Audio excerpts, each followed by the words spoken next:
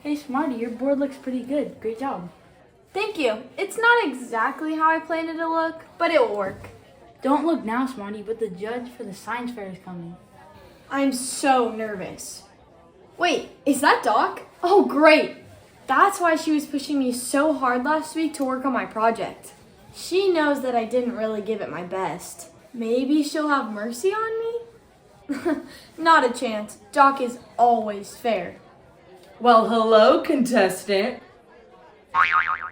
Please present your project to me. Right, okay.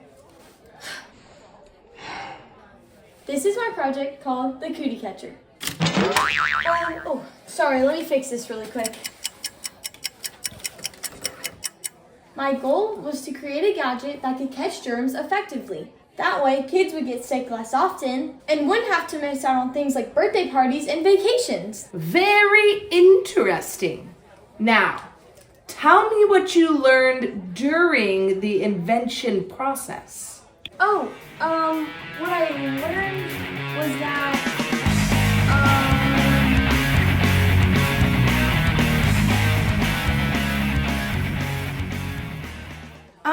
Maybe you could tell me what you learned without reading the card. The scientific process of invention often teaches you more than you set out to learn in the first place. I think I understand what you're asking, Doc. As you can see from my board, I learned that time management is pretty important when it comes to research.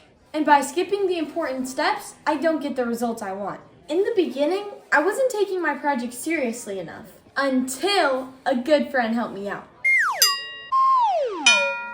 Even though I put more effort in towards the end of the project, it wasn't quite enough to be able to put out the work that I wanted to show today. Thank you for your honesty, Smarty. We'll be giving out the awards at the end of the day. A little longer than a few minutes later. Hey, the judges are giving the final awards to all the projects. I'm pretty sure I'm not even gonna place in the science fair this year. I really should have prioritized better. Look, Smarty, you got second place. Really? I did not expect that.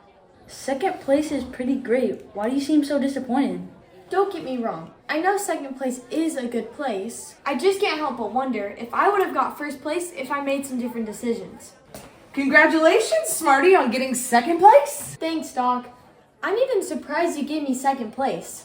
I'm so disappointed in myself, and I know I could have done better. It seems like you're focusing a lot on the things you did wrong.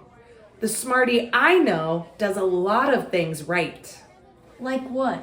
Remember that year you tried out for soccer? How could I forget? I was the worst player on the team. Are you trying to make me feel better or worse, Doc? That's not how I remember it.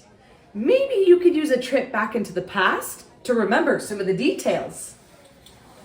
Oh, Doc, I don't really want to go back in time and watch me fail at soccer again. I don't want you to go back in time and watch yourself play the games. I want you to go back in time to watch how you prepared for those games. Okay, I'll trust you on this.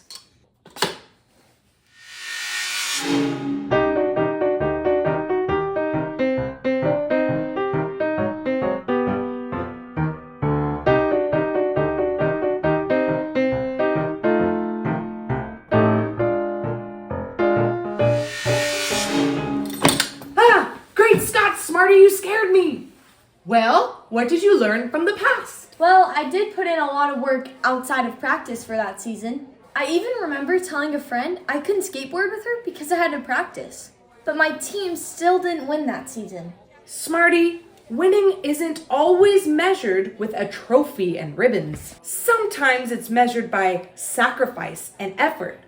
It's just like it says in... I know, the Bible. The Time Traveler's Guide. Probably has something to say about sacrifice.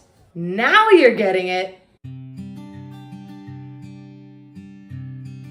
In 2 Samuel chapter 24, we see that King David disobeys God again. He started to get impressed with himself and the size of his army. So he had one of his commanders named Joab take account of all of his army. It was called a census, and it's just a fancy way of saying that he counted everyone. After almost 10 months of counting, the final numbers came in. And King David had an army well over 1 million soldiers. Wow. Immediately after Joab gave the king his report, David felt ashamed. He had become prideful and he had forgotten that God had built his army and all those people were God's people. In verse 10 it says that David felt ashamed after he had counted the people. He said to the Lord, I have sinned greatly in what I have done. Lord, I beg you, forgive my sin. I have been very foolish. Wow. Due to David's disobedience, a sickness came over the land that took many lives. In verse 18 and 19, we see that God sent a prophet named Gad to give some instructions to King David. That day, Gad came to David, and Gad told him, go and build an altar to the Lord. Build it on the threshing floor of Araunah the Jebusite. So David did what Gad had told him to do, and he obeyed the Lord's command and went to see Araunah. When King David arrived at Araunah, and his servants bowed down to him and asked King David why he had come, King David told Araunah that he wanted to buy his land from the king and build an altar to the Lord there. Araunah was so pleased that the king would choose him that he offered everything to the king for free. King David's response was unexpected in verses 24 and 25. Check this out. But the king answered to Araunah, no, I will pay you for the land. I won't offer to the Lord my God burnt offerings which cost me nothing. So David bought the threshing floor and the oxen for 1 1/4 pounds of silver.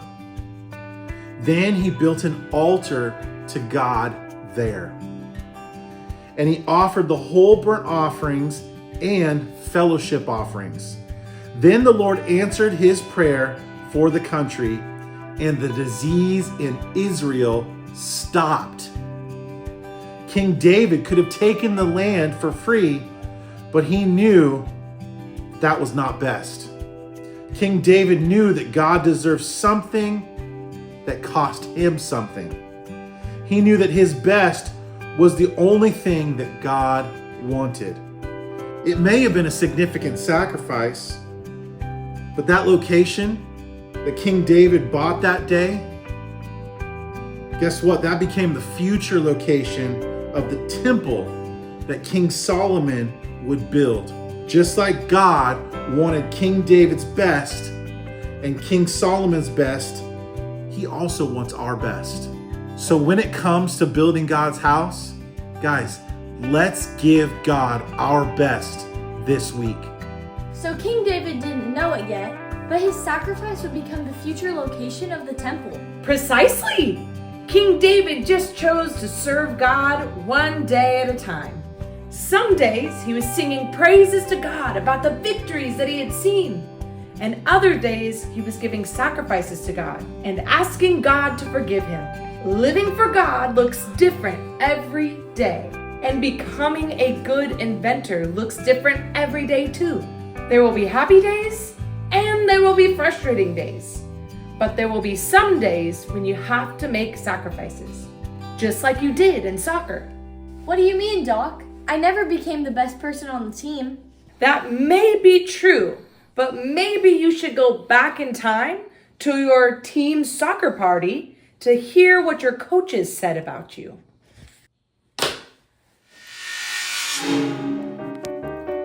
Wah wah wah wah wah wah. Wah wah wah wah wah wah wah wah wah.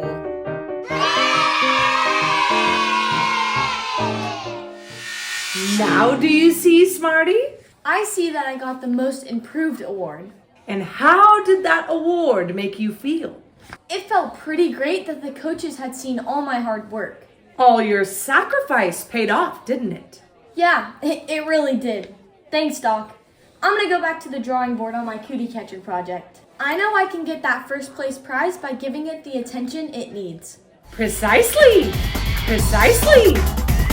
Precisely!